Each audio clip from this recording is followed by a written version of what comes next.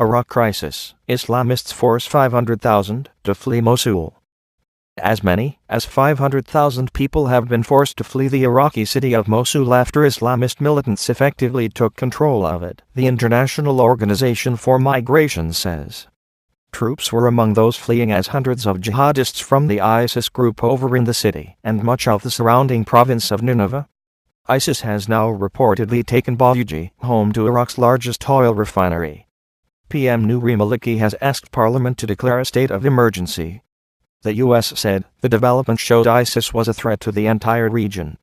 ISIS, the Islamic State of Iraq, and the Levant is an offshoot of al-Qaeda, which now controls considerable territory in eastern Syria and western and central Iraq in a campaign to set up a militant enclave straddling the border. Residents of Mosul, Iraq's second city, said jihadist flags were flying from buildings and that the militants had announced over loudspeakers they had come to liberate the city. "The situation is chaotic inside the city and there is nobody to help us," said government worker Karam. "We are afraid many police stations were reported to have been set on fire and hundreds of detainees set free.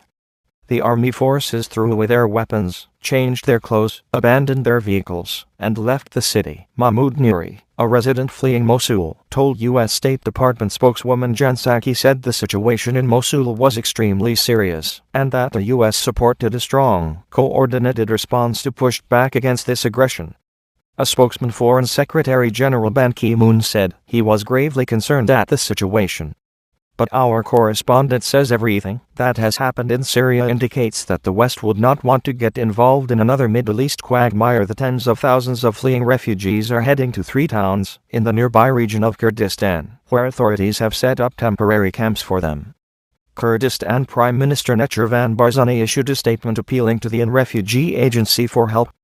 Security sources told that fierce fighting had erupted between Iraqi forces and ISIS fighters in a town called Rashad near Kirkuk, southeast of Mosul. There were also reports that jihadists had seized other areas of Kirkuk and 2 towns in the neighboring Salahuddin province. In a televised announcement, Mr. Maliki said that security forces had been placed on a state of maximum alert.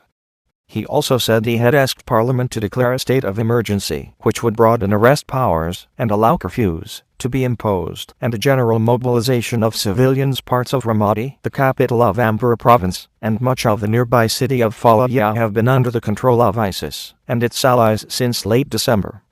ISIS has also been informally controlling much of Nineveh province for months, and in the past week has attacked other areas of western and northern Iraq, killing scores of people. The Iraqi government is struggling with the surge in sectarian violence that killed almost 800 people, including 603 civilians, in May alone, according to the UN. Last year, more than 8,860 people died